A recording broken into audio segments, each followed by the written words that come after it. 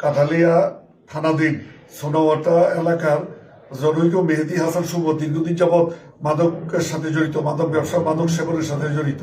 সে বিভিন্ন সময় তার পরিবার সহ আশপাশের লোকজনদের ব্যাপক ভয়ভীতি প্রদর্শন করে এবং মারধর করে, অনেক সময় লোকজনদেরকে দা দিয়ে কুপ দেয়।